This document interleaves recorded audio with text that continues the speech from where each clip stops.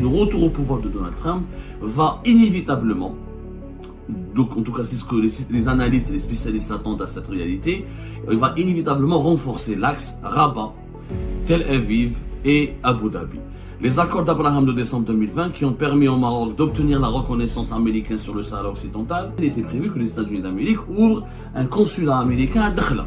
Et les États-Unis d'Amérique ne se sont pas contentés de reconnaître la marocanité du Sahara occidental. Les démocrates n'ont pas remis en cause leur soutien à la marocanité du Sahara occidental. Mais ils n'ont pas appliqué, les démocrates, tous les engagements qui ont été pris par Donald Trump. Maintenant, il est attendu que Donald Trump relance cette politique en Afrique du Nord. Si Donald Trump ouvre un consulat américain à Dakhla, ça va être une gifle totale pour le régime Tebboune. Donc Tebboune darb معاهم كاع. يعني احنا Tebboune تاعنا notre Tebboune national, il s'est pas contenté d'avoir une politique très agressive uniquement contre le Maroc, mais contre plusieurs autres pays importants comme les Émirats Arabes Unis. C'est-à-dire que la Maison Blanche, Washington, va être du côté des adversaires de l'Algérie. Le Maroc, les Émiratis vraiment, les Saoudiens ensuite, et le renforcement de cet axe.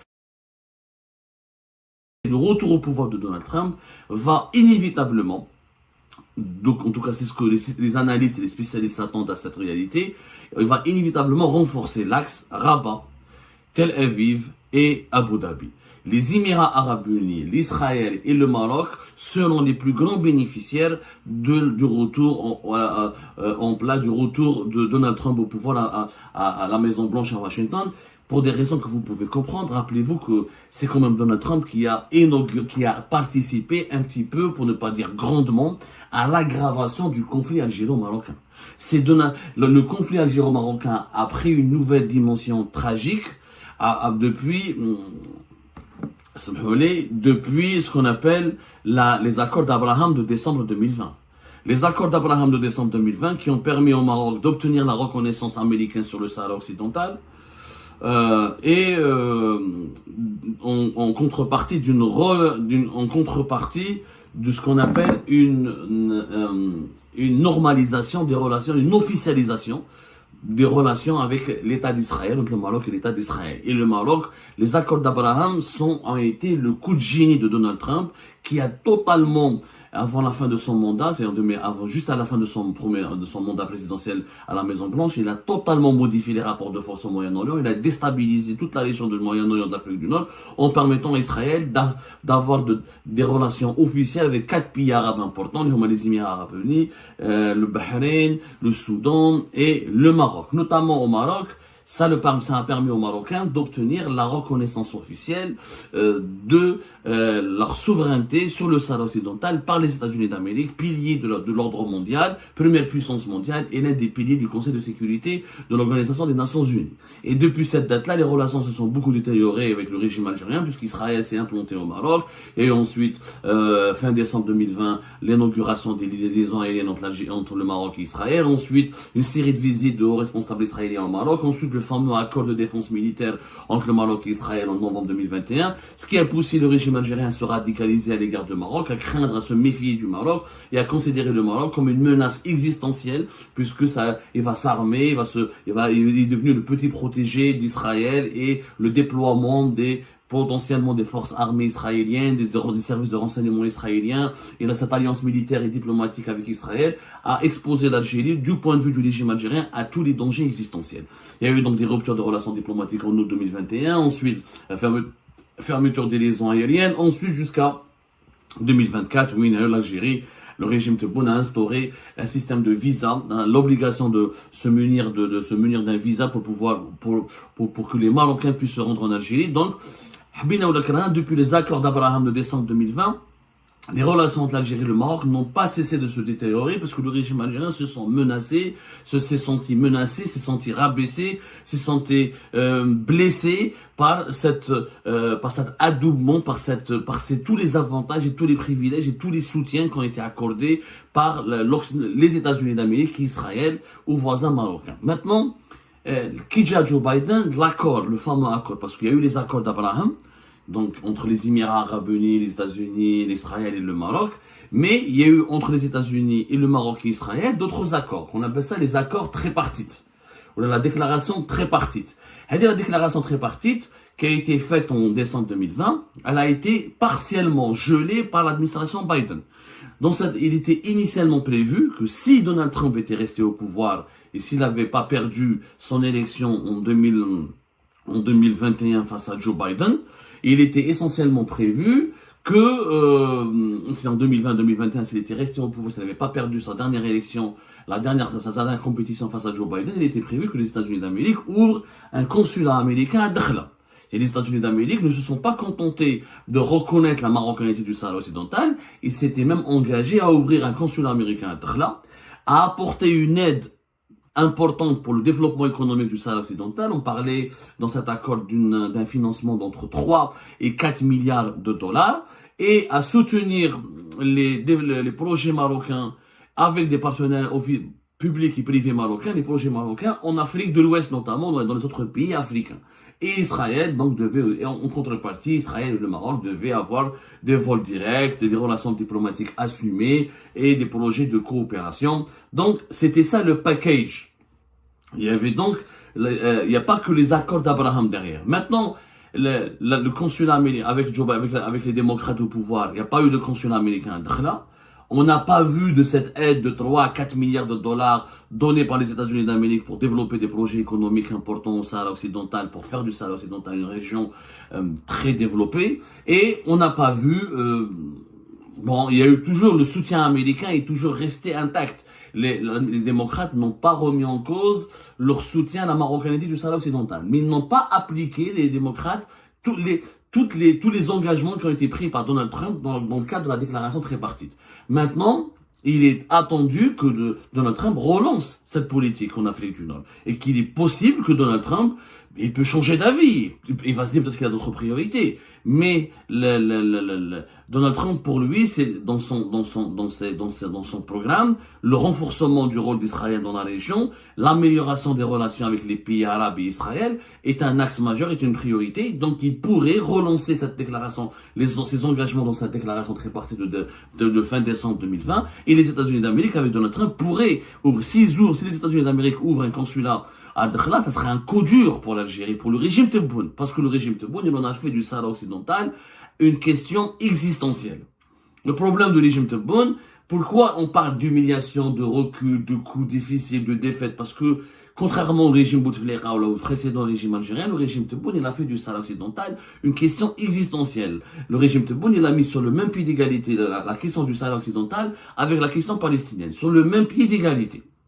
Du coup, dans toutes les relations internationales, l'Algérie, dans toutes les réunions des organismes internationaux, dans ses relations avec les autres États à travers le monde, elle parle toujours, le régime Tebboune met toujours en valeur, en lumière, sa position dans le dossier du Sahara occidental. Et il fait du dossier du Sahara occidental une priorité parce que je ne sais pas pourquoi le régime Tebboune estime en tout cas que c'est une cause nationale. Donc à partir du moment où Tebboune il a fait du Sahara occidental une cause nationale, alors qu'auparavant elle était un pilier de la diplomatie, elle était un axe majeur de la diplomatie algérienne, mais elle n'était pas une cause nationale.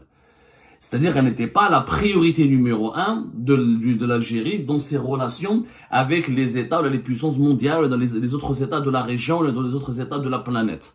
Tebboune, dans toutes ses relations avec les États de la planète, au lieu on parle des intérêts, il évoque les intérêts de l'Algérie, il met dans le même programme, dans le même agenda des intérêts de l'Algérie, la question du Sahara occidental. Donc l'ouverture. Si Donald Trump ouvre un consulat américain à Dakhla, ça va être une gifle totale pour le régime Tebboune et ça va aggraver l'isolement du régime Tebboune. Pourquoi il y a un risque d'isolement important pour le régime Tebboune? Parce que de l'autre côté, l'autre grand adversaire, le grand ennemi du régime Tebboune, c'est les Émirats Arabes Unis, avec lequel le régime Tebboune s'est disputé de 2021 jusqu'à 2022, jusqu'à 2024. Il y a eu des tentatives de réconciliation, mais ça n'a pas été rendu possible. Les relations sont toujours froides. Et les Émirats Arabes Unis, en 2023, 2022, jusqu'à l'année 2024, il y a eu des campagnes de dénigrement et des graves accusations comme quoi c'est un pays qui menace la sécurité nationale, qui complote avec le Maroc et Israël contre l'Algérie. On a fait des Émirats Arabes Unis un ennemi déclaré de l'Algérie, sauf que les Émirats Arabes Unis seront l'un des alliés majeurs de Donald Trump. Donald Trump, il a des intérêts personnels privés aux Émirats, il a fait des investissements importants et il a même promis à la fin de son mandat, il avait signé un accord d'une vingtaine de milliards de dollars On parle de 23 milliards de dollars d'accords d'achat d'armes, de vente d'armes plutôt américaines aux Émirats Arabes Unis. Il s'agit notamment des avions F-35, les avions les plus furtifs, les plus modernes, plus des drones extrêmement modernes. Donc Donald Trump s'était engagé vers la fin de son mandat en décembre, c'était franchement entre décembre 2020 et début 2021. Un contrat de 23 milliards de dollars où les États-Unis d'Amérique devaient vendre des drones et des avions furtifs et des munitions extrêmement redoutables.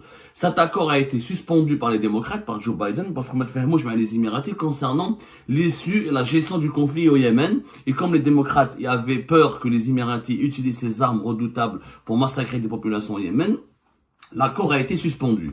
Mais avec Donald Trump, les Émiratis risquent de bénéficier, de relancer cet accord, et les Émiratis seront l'un des pays les plus choyés, les plus protégés, les plus appuyés et les plus soutenus par l'administration américaine. Sauf que c'est un pays qui est considéré comme ennemi par Tebboune.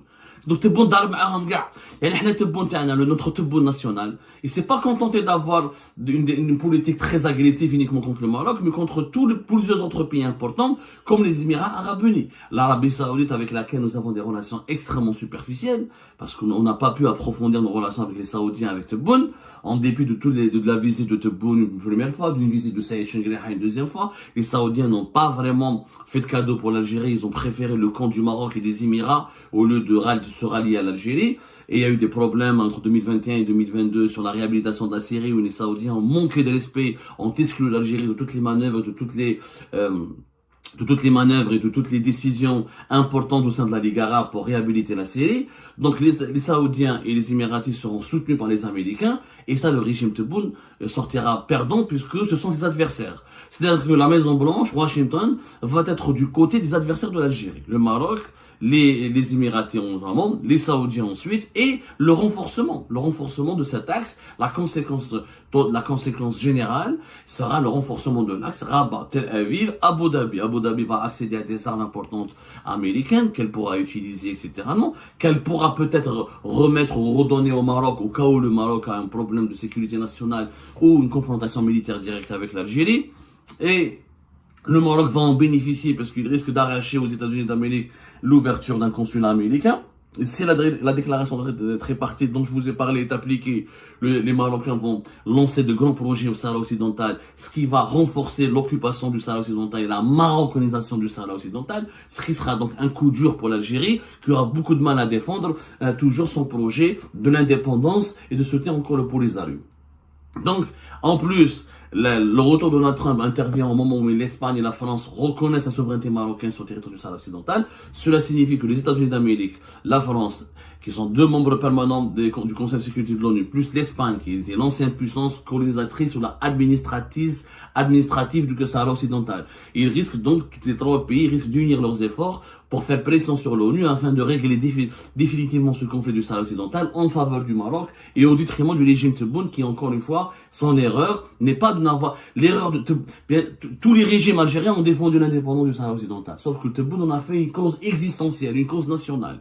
Il l'a élevé au premier rang, il l'a mis sur le même pied d'égalité que les intérêts nationaux. Ce qui fait que l'impact d'une défaite dans ce dossier-là sera terrible pour le régime algérien et le renforcement de l'axe Rabat, Abu Dhabi, Tel Aviv va isoler encore davantage le régime Tebboune, il va exposer le régime Tebboune à d'autres dangers, puisque avec les Émiratis auront des moyens militaires importants avec les Américains, Tel Aviv et Israël aura une protection américaine plus renforcée, le Maroc aura des moyens et une reconnaissance politique plus forte. Ces trois pays donc pourront ensuite, ensemble, venir en Afrique subsaharienne, venir dans le voisinage direct de l'Algérie, en Libye par exemple, dans les pays du Sahel, en Mauritanie, pour développer de nouveaux projets, de nouvelles coopération pour défendre leurs intérêts au détriment des intérêts algériens. Donc l'Algérie, le régime Tebboune risque de s'isoler encore davantage à cause de sa politique extrêmement inutile. On a connu le premier mandat de Tebboune s'est bagarré méchamment et gratuitement avec les Émirats sans aucun intérêt pour l'Algérie. On a 1000 fois blessé, c'est une dispute, c'est un conflit qui ne sert à rien.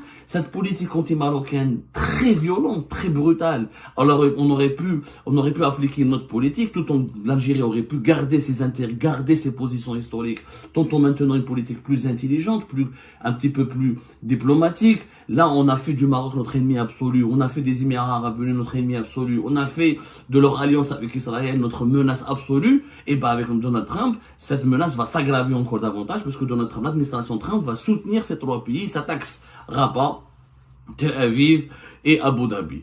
L'isolement, le premier risque, c'est l'isolement. C'est les défaites et les reculs et certaines défaites diplomatiques sur le dossier du Sahara occidental.